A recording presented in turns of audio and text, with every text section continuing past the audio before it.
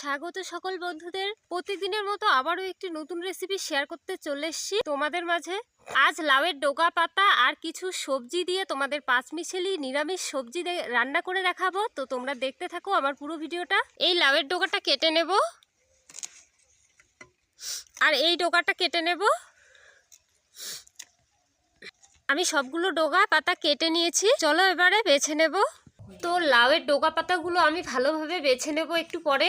এদিকে সবজিগুলো আমি পাঁচমিশালি সবজির জন্য যা যা লাগবে আমি এদিকে রেডি করে নিয়েছি কেটে ধুয়ে। ফুলকপি, বেগুন, বিনস, সিম আর আলু, এখানে 5 রকমের সবজি রয়েছে।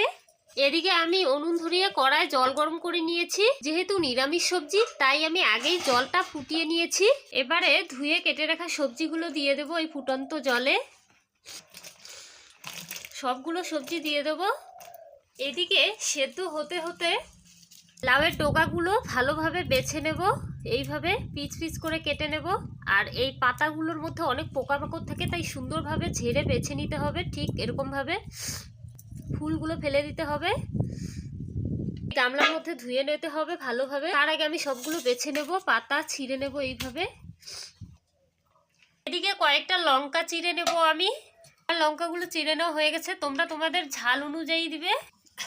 লঙ্কাগুলো দিয়ে একটু মিশিয়ে নিতে হবে এইভাবে। আমার সবগুলো লাউ শাক বেছে নেওয়া হয়ে গেছে। এবারে ভালোভাবে জল দিয়ে ধুয়ে নেব শাকগুলো, পাত্রে রেখে দেবো। আমার সবগুলো শাক সুন্দরভাবে ধুয়ে নেওয়া হয়ে গেছে। আলু, বেগুন, শিম, ফুলকপিগুলো যে আগে দিয়েছি আর এখন শাকগুলো দিয়ে দেব। প্রায় 6 মিনিট পরে দিয়ে দিলাম এই শাকগুলো। শাকটা পরে দিতে হবে কারণ সবজিগুলো সেদ্ধ হতে একটু সময় বেশি লাগে, শাক সেদ্ধ হতে বেশি একটা সময় লাগে না।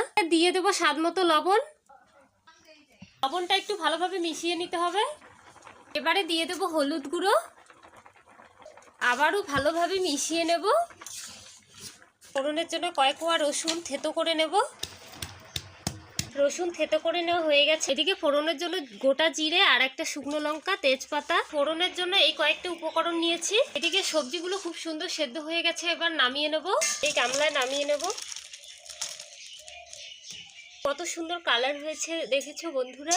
এই পাঁচমিশালি নিরামিষ সবজিটা খেতে যা লাগে না, দুর্দান্ত। তোমরাও বানিয়ে দেখবে বন্ধুরা, খুবই ভালো লাগে কোনো রকম মশলা ছাড়াই।